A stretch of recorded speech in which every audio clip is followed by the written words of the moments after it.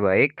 Assalamualaikum warahmatullahi wabarakatuh. Kami dari kelompok 8 ingin mempresentasikan hasil dari proyek kami yang berjudul Analisis Interpretasi Kinerja Portofolio Saham Berdasarkan Metode Sharpe, Trenor, dan Jensen.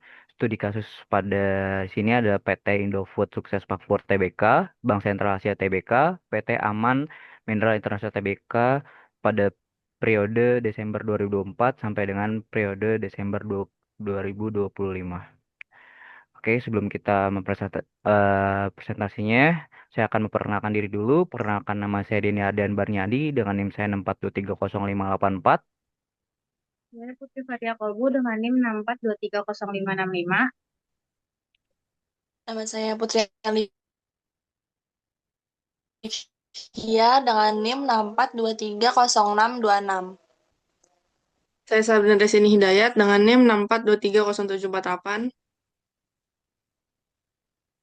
Nama saya Fatia Kamila dengan NIM 642300810.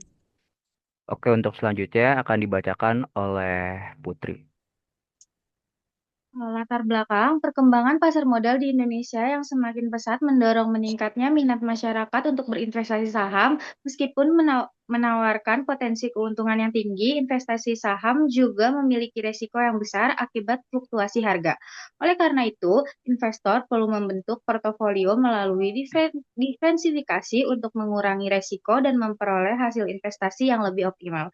Penelitian ini menganalisis kinerja portofolio yang terdiri dari saham PT Indofood Sukses Makmur Tbk, Bank Sentral Asia Tbk, dan PT Aman Mineral Internasional Tbk menggunakan metode Sharpe, Tenor, dan Jensen. Hasil penelitian ini diharapkan dapat menunjukkan metode yang paling efektif dalam mengevaluasi kinerja portofolio serta menjadi bahan pertimbangan bagi investor dalam mengambil keputusan investasi. Ya. Selanjutnya ada rumusan masalah. Yang pertama ada bagaimana tingkat return dan resiko saham PT Indofood Sukses Makmur Tbk, Bank Sentral Asia Tbk, dan PT Aman Mineral Internasional Tbk selama periode Desember 2024 sampai Desember 2025. Yang kedua, bagaimana kinerja portofolio yang dibentuk dari PT Indofood Sukses Makmur Tbk, Bank Sentral Asia Tbk, dan PT Aman Mineral Internasional Tbk berdasarkan metode Sharpe, Tenor, dan Jensen. Yang ketiga, metode manakah yang memberikan hasil penilaian kinerja portofolio terbaik dan paling efektif dalam mengevaluasi portofolio saham selama periode penelitian. Oke, untuk Selanjutnya di sini selanjutnya ada akan dibacakan oleh Sabrina. Tujuan.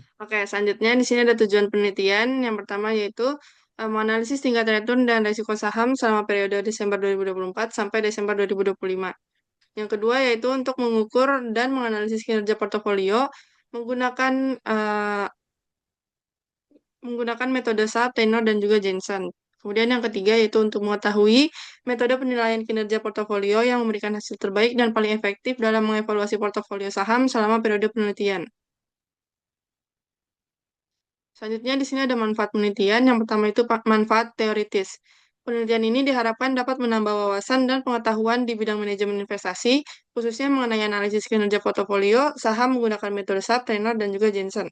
Kemudian yang kedua yaitu manfaat praktis bagi investor, yaitu penelitian ini diharapkan dapat menjadi bahan pertimbangan bagi investor dalam mengevaluasi kinerja portofolio serta membantu pengambilan keputusan investasi yang lebih optimal berdasarkan tingkat return dan risiko. Kemudian yang ketiga yaitu manfaat akademis. Penelitian ini diharapkan dapat menjadi referensi bagi mahasiswa dan peneliti selanjutnya yang ingin melakukan penelitian terkait analisis portofolio saham dan pengukuran kinerja investasi di pasar modal.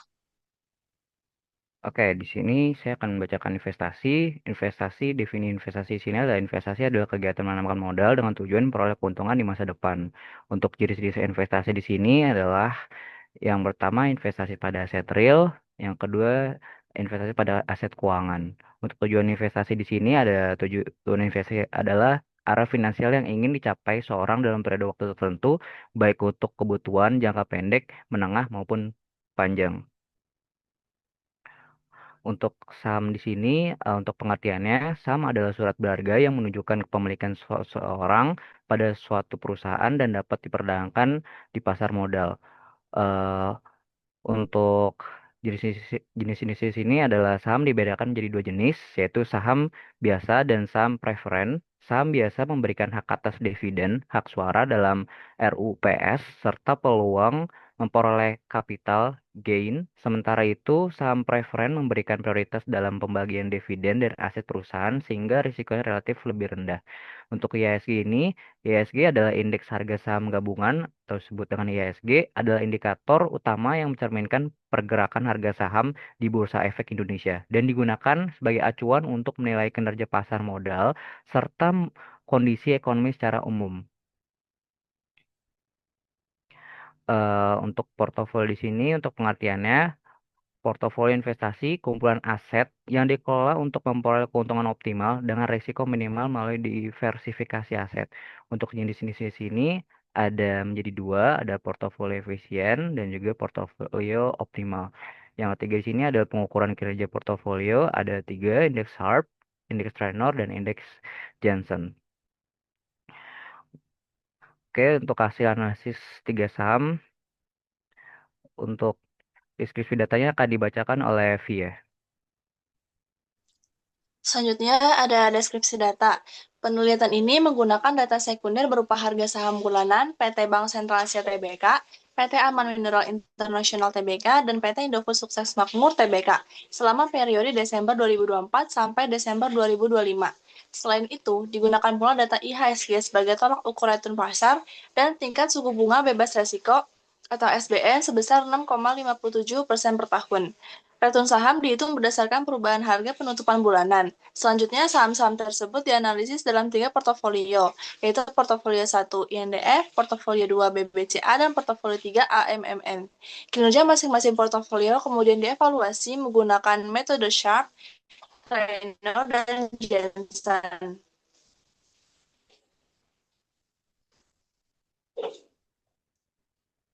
Selanjutnya, ada pertimbangan pemilihan saham. Yang pertama, saham BBCA dipilih karena merupakan saham blue chip sektor perbankan dengan likuiditas tinggi, fundamental yang kuat, dan tingkat risiko yang relatif stabil sehingga layak dijadikan objek analisis portofolio. Yang kedua, ada saham AMMN dipilih karena mewakili sektor pertambangan yang memberikan diversifikasi portofolio, serta memiliki pergerakan harga dan aktivitas perdagangan yang tinggi di BEI. Dan yang ketiga ada saham INDF, dipilih karena mewakili sektor kebutuhan pokok yang cenderung stabil dan defensif terhadap perubahan kondisi ekonomi.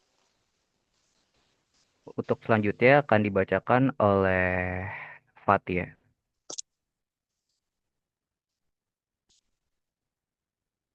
Selanjutnya ada return. Berdasarkan tabel return, diketahui bahwa nilai return IHSG, INDF, BBCA, dan AMMN mengalami fluktuasi selama periode penelitian. IHSG memiliki expected return tahunan sebesar 22,13%, sedangkan untuk INDF, BBCA, dan AMMN memiliki expected return tahunan negatif. Hal ini menunjukkan bahwa kinerja pasar secara umum lebih baik dibandingkan ketiga saham tersebut selama periode penelitian. Untuk Lalu resi- untuk resi selanjutnya untuk resiko IHSG akan dibacakan oleh Via.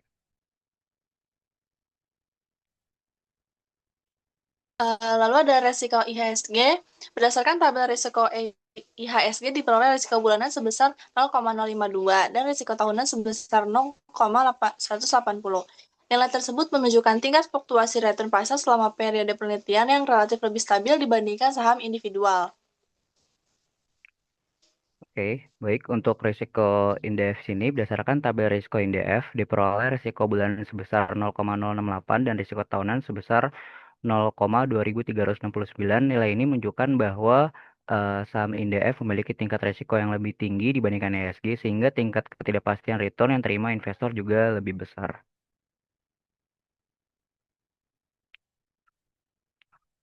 Untuk selanjutnya akan dibacakan oleh Via atau risiko BBC.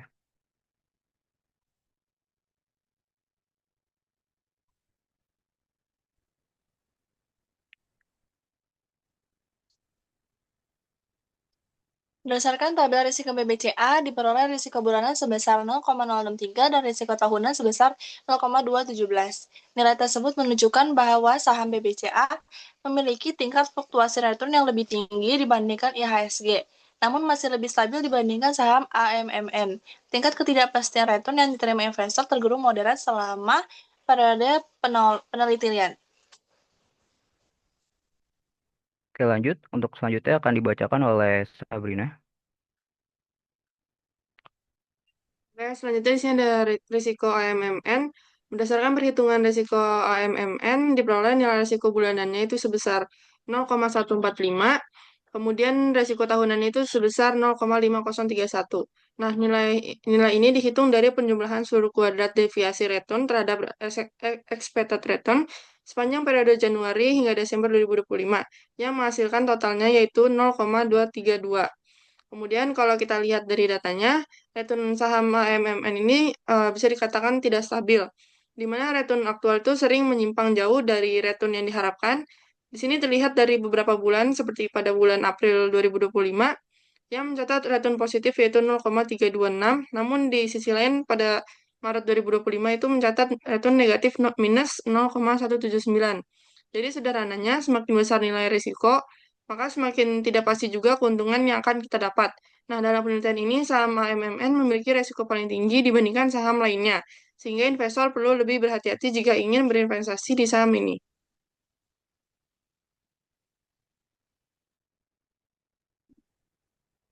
Selanjutnya dari RISPRI, berdasarkan tabel RISPRI diperoleh rata-rata tingkat suku bunga bebas risiko sebesar 6,57% atau 0,066 per tahun. Nilai ini digunakan sebagai benchmark dalam perhitungan kinerja portofolio menggunakan indeks Sharpe rasio, Treynor rasio, dan Jensen alpha. Suku bunga ini mencerminkan imbal hasil minimum yang dapat diperoleh investor tanpa menanggung resiko apapun. Selanjutnya ada ringkasan data. Berdasarkan tabel ringkasan data, diketahui bahwa ketiga portofolio menghasilkan return negatif, yaitu portofolio INDF sebesar minus 12,01%, portofolio BBCA sebesar minus 16,54%, dan portofolio AMMN sebesar minus 24,19%. Sementara itu, return market atau IHSG tercatat positif sebesar 22,13%. Hal ini menunjukkan bahwa kinerja seluruh portofolio berada di bawah kinerja pasar selama periode penelitian.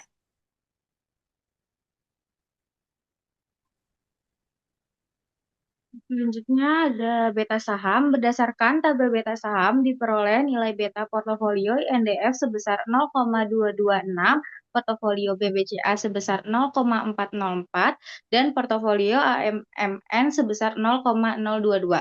Ketiga portofolio memiliki nilai beta di bawah 1, yang menunjukkan bahwa seluruh portofolio bersifat defensif dan kurang sensitif terhadap pergerakan pasar. Semakin kecil nilai beta, semakin rendah pengaruh fluktuasi pasar terhadap return portofolio tersebut.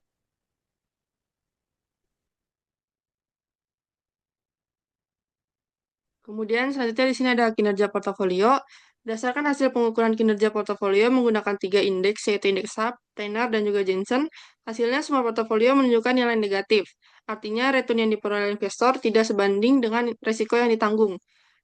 Pada indeks Sharpe, portofolio terbaik adalah AMMN dengan nilai minus 0,6115 atau 61,15%, diikuti juga dengan INDF yaitu sebesar minus 0,7847 itu atau minus 78,47%, dan BBCA sebesar minus 1,0647 atau sebesar minus 106,47%.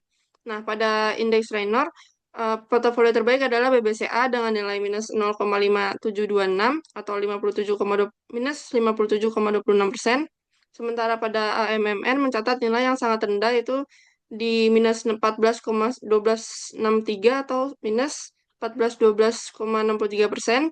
Sedangkan pada indeks Jensen, portofolio terbaik adalah INDF dengan nilai minus 0,2210 atau minus 22,10%. Kemudian diikuti dengan BBCA yaitu sebesar minus 0,2939 atau minus 29,39%. Dan AMMN sebesar minus 0,3110 atau minus 31,10%. Nah, jadi walaupun ada yang lebih baik dari yang lain, secara keseluruhan ketiga portofolio ini belum mampu mengalahkan kinerja pasar selama periode penelitian. Hal ini bisa disebabkan oleh kondisi pasar yang sedang tidak menguntungkan atau pemilihan saham yang kurang optimal pada periode tersebut. Selanjutnya ada efisien Fontir. Grafik efisien Fontir menunjukkan bahwa ketiga portofolio INDF, BBCA, dan AMMN seluruhnya menghasilkan return negatif berkisar antara minus 1,10% hingga minus 1,20%.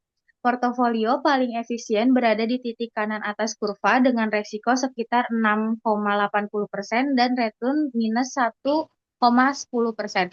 Karena pada titik resiko tersebut, portofolio ini menawarkan return tertinggi atau paling sedikit negatif dibandingkan portofolio lain. Sebaliknya, portofolio dengan resiko terendah sekitar 6,20% justru memberikan return yang lebih rendah, minus 1,14%, sehingga tidak berada pada posisi paling efisien meskipun resikonya lebih kecil. Selanjutnya ada kesimpulan ketiga portofolio saham INDF, BBCA, dan AMMN selama periode Desember 2024 hingga 2025 seluruhnya mencatat return negatif dan berada di bawah kinerja pasar atau IHSG yang positif sebesar 22,13%. Pengukuran ini menggunakan metode Sharpe ratio, Trener ratio, dan Jensen alpha pun menghasilkan nilai negatif, menandakan seluruh portofolio underperform terhadap pasar. Dan ini menegaskan bahwa penilaian kinerja investasi harus mempertimbangkan return sekaligus resiko secara bersamaan agar keputusan investasi menjadi lebih optimal. Oke, baik. Mungkin itu saja dari kelompok kami. Kurang lebih ya kami mohon maaf. Wabillahi taufiq wal hidayah. Wassalamualaikum warahmatullahi wabarakatuh.